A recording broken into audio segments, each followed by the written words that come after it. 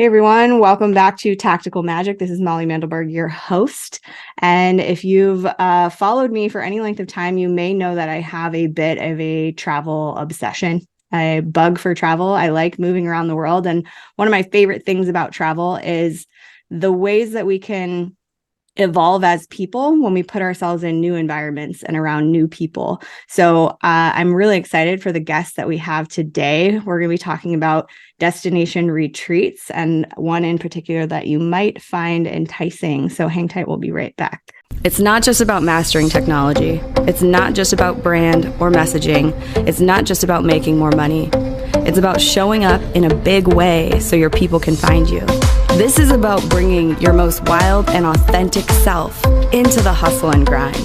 Welcome to Tactical Magic, a business strategies podcast for the warrior goddess entrepreneur. Awesome. So I have with me today Amy Pattee Colvin, who first discovered compassion meditation and qigong in the early 1990s, which is an effective method for transforming physical, mental, and emotional challenges. She's also a certified teacher of Stanford University's compassion cultivation training, and also the author of the Amazon bestseller, Cultivating Compassion, Simple Everyday Practices for Discovering Peace of Mind and Resilience.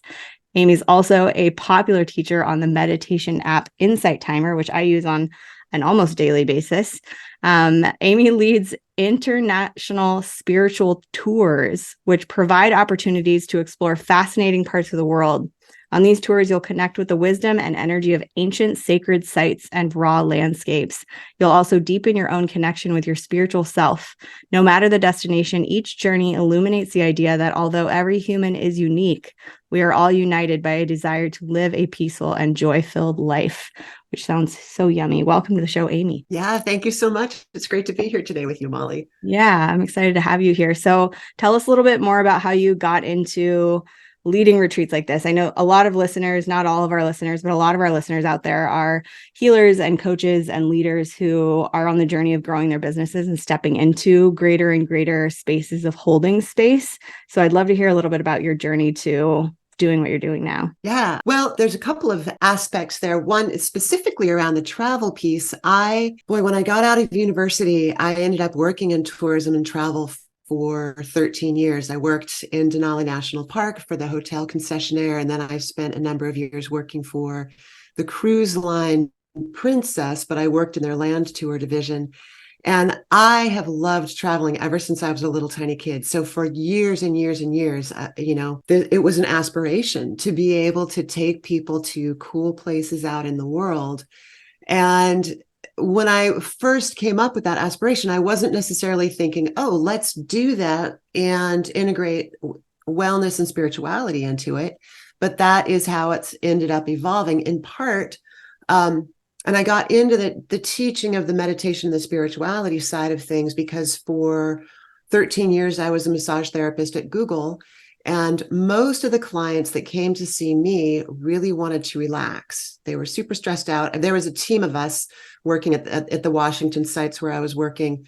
And we all were great at what we did. And some people were wonderful with treatment and other things. But people liked to see me because I could help them relax and help them chill out. And I finally thought, I've been on my own spiritual journey with a teacher for a long, long time. I would really like to be able to share some ideas with my clients on how they can manage their own stress so they don't need to end up in pain before they come see me to help them. So probably 15 years ago or so, I started teaching meditation and qigong at Google, as well as being a massage therapist there.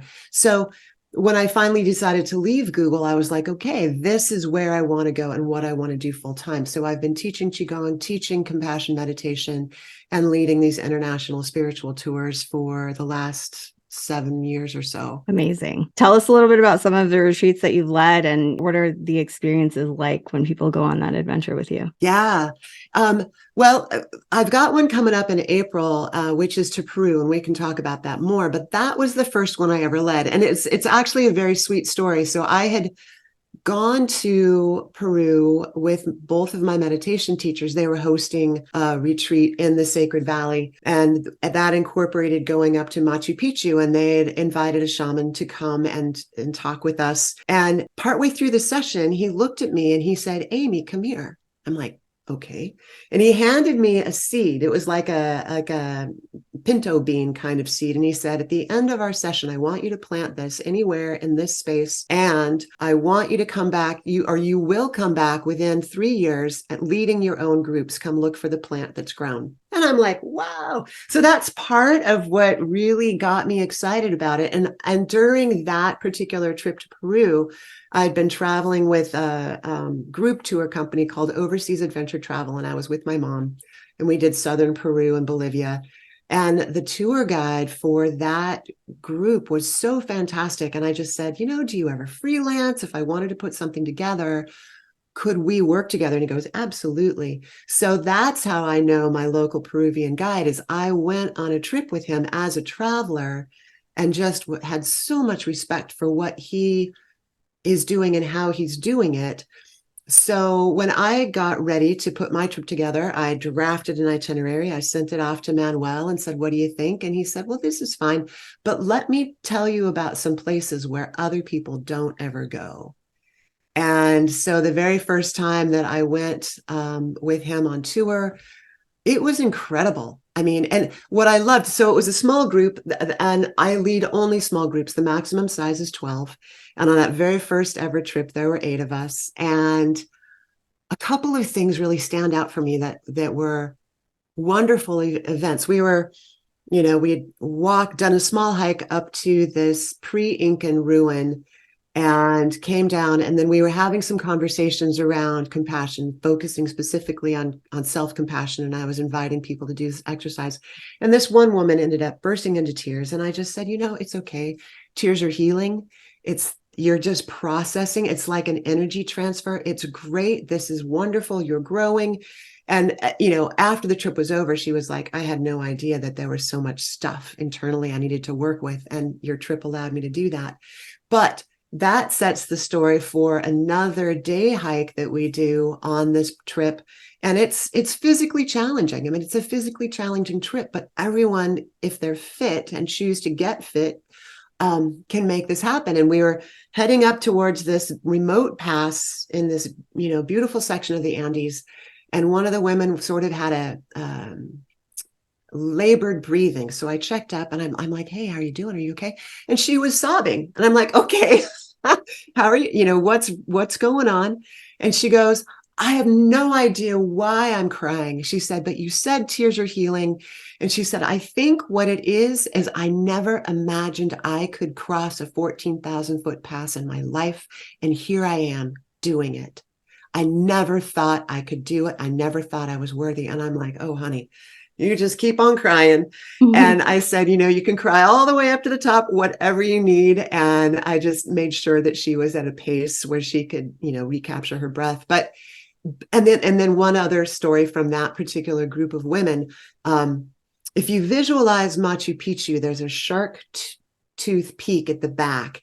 And we, assuming that permits are available, hike up to the top of that shark tooth peak, and then we go off the backside, and there's this beautiful cave where there's an Incan temple built inside the cave, and we go in there and we do qigong and we meditate. But one of the women was really scared of exposure, and I had said to her in advance, look, this is a really exposed climb. It's real, there's stairs, lots and lots of stairs. You're hanging onto a rope tacked into the rock walls as you're climbing up. Are you sure you want to do this? She goes, yes, I'm here to grow. I believe I can do this. And so even though she was so scared, she went ahead and did it anyway. And it was just wonderful to watch her. We got up to a safe platform area, and the whole group just gathered around her and gave her this huge hug. And again, she was like, I never knew I could do this. And now I know I can. And it was just, those experiences they give me goosebumps just thinking back on it, because these people were really growing. They were leaning into spaces where they're challenged and rising to the occasion. And it was so beautiful to watch that happen.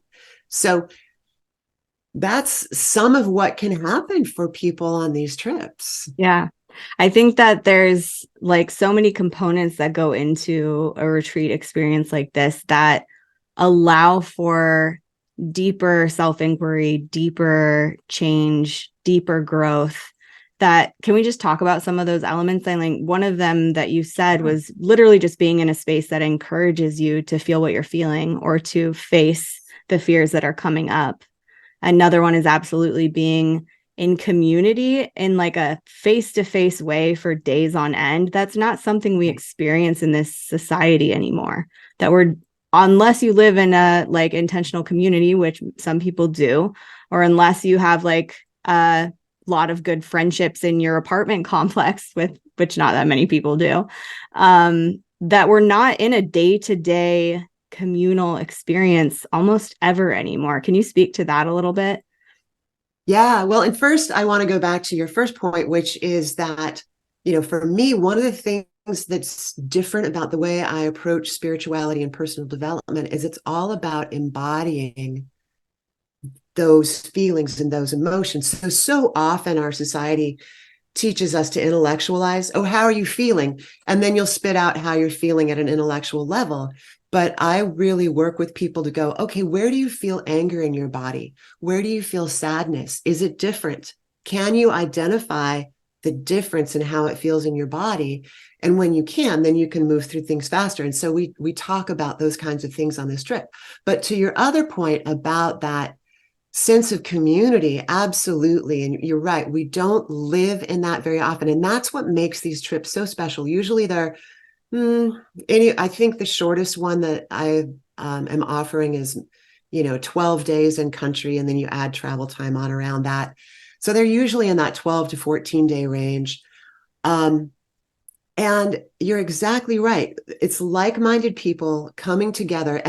And sometimes when people think about retreat, they think about going to a place and holding still. So that's why I ended up shifting the name of what I offer away from international spiritual retreats to international spiritual tours, because we move around a lot from place to place. But we are out of our everyday rut.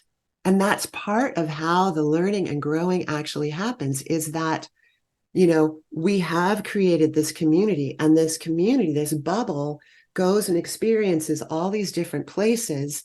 Sometimes for some people it's easy and comfortable, and for other people it's challenging and difficult. And so being able to have other people support you if you're having a rough day, or if you're going through a growth spurt, or whatever it is, it's really wonderful. And these days, internet connectivity is ubiquitous, right? So no matter where we go, you can connect. But one of the things that another traveler had said to me, she said, one of the reasons that one thing I'm discovering on this trip is that we get out of bed and we go meditate.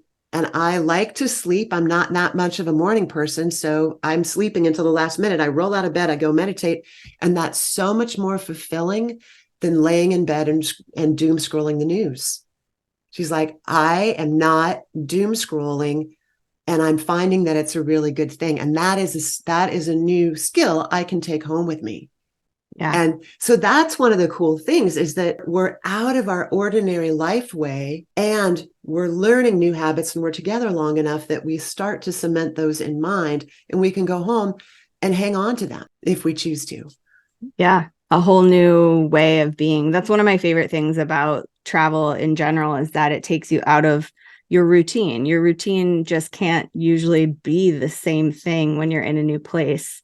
And, the fact that I live on the road full time, I have to create some semblance of routine just to keep me sane and keep me, motivated, productive, and happy in my life. But going to a new place, it gives you an opportunity to see what ways of being are actually working for me. What are those parts of my daily life that are maybe draining me instead of filling me? And I love that you had somebody have that experience of, I'm not going to do that anymore.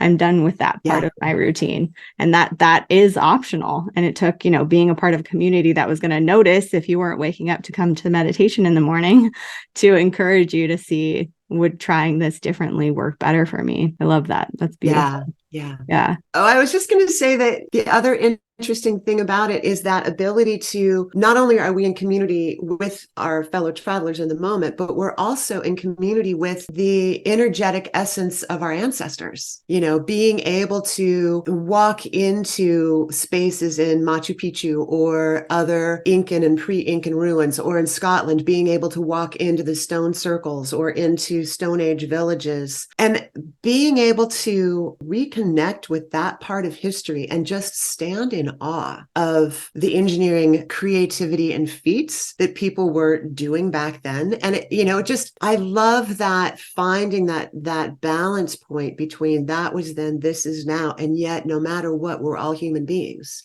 We all had the same footprint on Mother Earth. And for me, being able to connect with the energy of those ancient sites and know that these are places where people lived and celebrated and struggled is a pretty cool thing. And then we often try to, we're clearly looking at these ancient sites, but also, especially in Peru, we have a day on the tour where it's just a day in the life. So we hang out in this village and we go have a cooking lesson with the local woman, and she goes up to her rooftop and grabs a guinea pig, and here's this live guinea pig. And the next thing you know, it's lunch. And, we see the whole process going through, and you can, people can engage or disengage as much as they want in that particular process. And we go to an artisanal chocolatier. And so we get to see how she roasts the cocoa beans. And then after they're roasted, we take the husks off. And then at the end of our visit, we're actually grinding the cocoa beans with some sugar and then have hot cocoa that, we just made from cocoa beans in our cup. Wow. So, and then being able to go to weavers cooperatives. In fact, this sweater that I'm wearing, I picked up in Peru, and it was just wonderful to go talk to the weavers and watch what they do, and come home with beautiful things. So beautiful things that you met the person who made them even. Yeah. And I love that highlight on just being in sacred sites in places on this planet. I've been to many of them myself, and standing in a place that has held so much magic, so much ritual, so much like power in history, even if those civilizations who built them and used them are long gone, there's something about those places. It's almost like the earth has been infused with that intention, and you can sense that, you can perceive that and pick up on it. And it's powerful. It's powerful to experience, and it just brings you to a different state of resonance and being. I think when you get to stand in a place like that and actually put your body there, there's something really powerful about that. Yeah, absolutely. So you mentioned with the Peru retreat, first off, it's coming up in 2024. So we're getting this episode out in time for anyone who's listening in 2023, that you are hopefully able to snag one of these spots if it's calling to you. You mentioned that the Peru retreat has some hiking days, so it's good if somebody is able to be moving in that way. But who else is a good fit for coming on this specific retreat with you? That's a great question. And anybody who's interested in personal growth. So, there's all kinds of bucket list tours out there where you don't have to grow. So, be open to talking about cultivating compassion for yourself, for others, for people you find to be difficult. This tour is for people who like to go into out of the way places, and the places where we're spending every night are comfortable enough. It's not 5-star. It's not, 1-star hostels. They're comfortable enough, but we are there to explore the reality of the place. So it's for people who love to explore, people who are fit and interested in being in nature. So yes, this is the most active itinerary that I run, and most days there will be some sort of hiking. The other thing that I offer is, once people register, I've put together a travel handbook with all kinds of details, everything from what to eat and drink or not eat and drink, what to pack, what to wear, how to change money. So all the questions that anyone might have. And I get a lot of questions around altitude and what to do around altitude. And I've got some great tricks that have worked really, really well for me. People who travel with me follow my suggestions, they do great. I've had a couple of people that were like, yeah, we know better. and they had a little harder time. But really, it's open to men or women. I'm not gender specific. It's open to, if you have a loved one that you want to bring with you, great. If you just want to go and you don't know anybody else, and I'll pair you up with another person of the same gender. So that's who these trips are for. Also for the Peru trip, even though we're going in April, to get the permits to do what we want to do in Machu Picchu, I have to book months in advance. And I've been in tourism for years, like I said, and this is the only place where I've seen this happen. The Peruvian government, in order for me to reserve space, needs names and passport numbers. So the booking deadline for this trip actually is November 15th. Okay. Even though we're not traveling until April. But if I push it out much beyond that, we're not going to be able to do the really cool things so going back to this idea of going to out of the way places, of all the people who can go into Machu Picchu on any given day, a very small subset get permits to go up Huayna Picchu, and a very small subset have access to walking up the Inca Trail. Well, we'll be doing the last day of the Inca Trail, so we'll come in up high at a place called the Sun Gate. So our first views of Machu Picchu are from this place of elevation that really was a gate on the Inca Trail to get into this community. Wow. It sounds really powerful. It's great. Amazing. It's so fun. Yeah.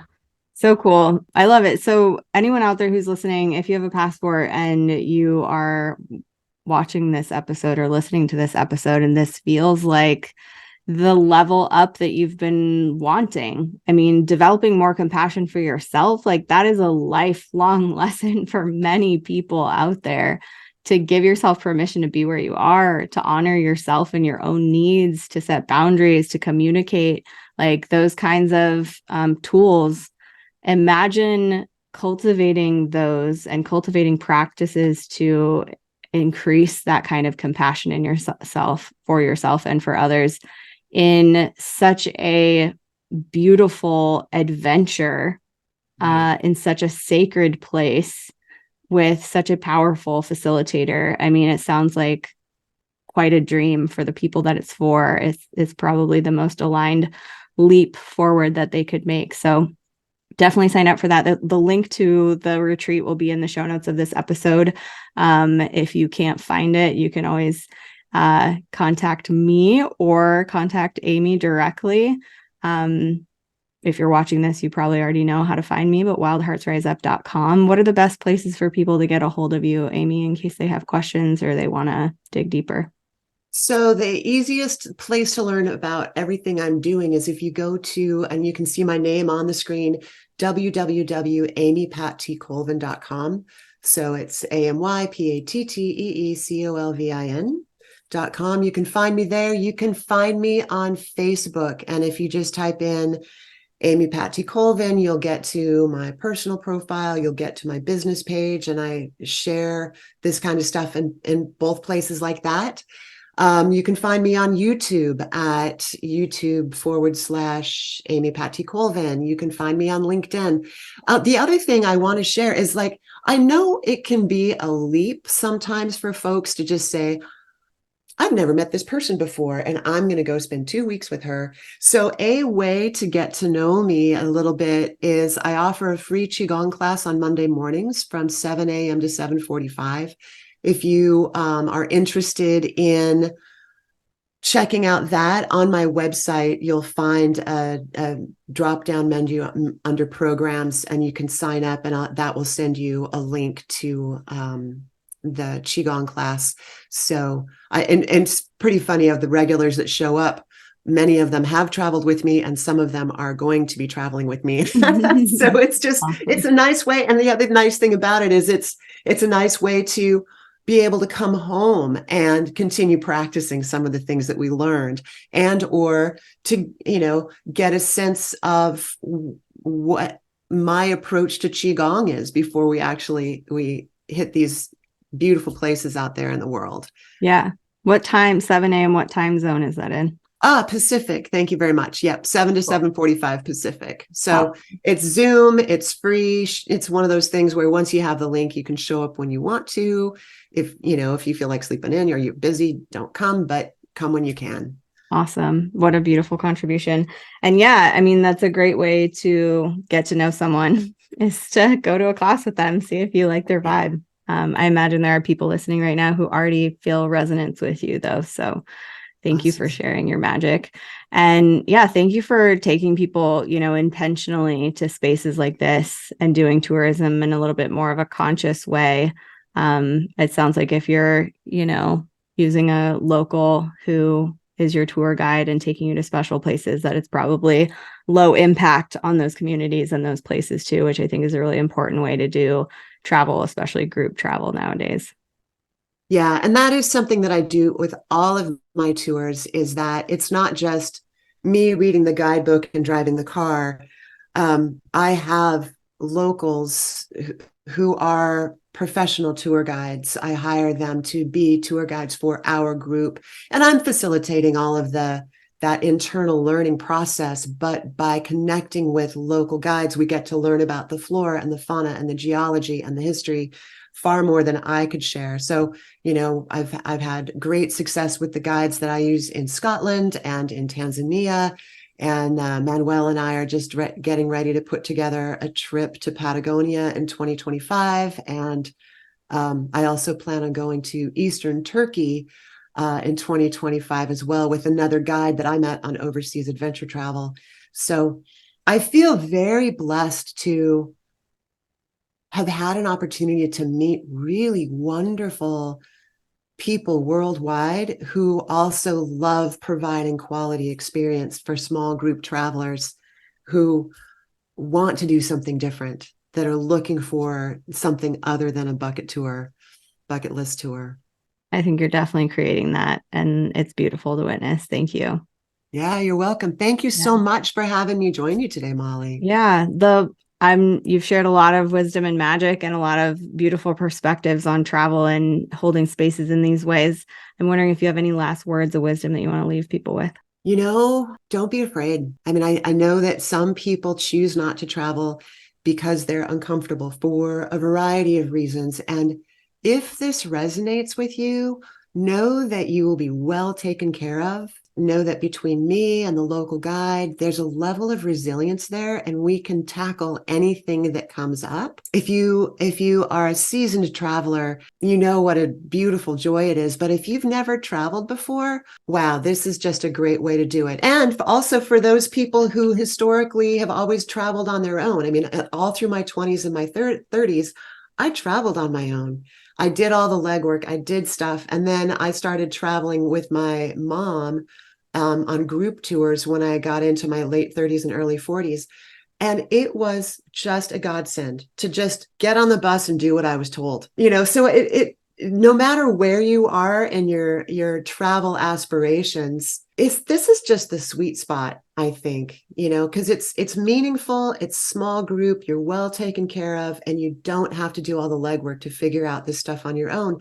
And if it weren't for the local guides, I wouldn't have known that some of this stuff existed. It's not in the guidebooks. So it's a way to go explore certain areas of the world in ways that you might not have a chance to do. It's awesome. I can't wait for your participants to get this magic in their lives. So thanks, Amy. Thank you, everyone out there, for listening. Again, we'll put the link in the show notes. And whatever happens, keep asking big questions and taking bold action because you're here for a reason. Have a good day.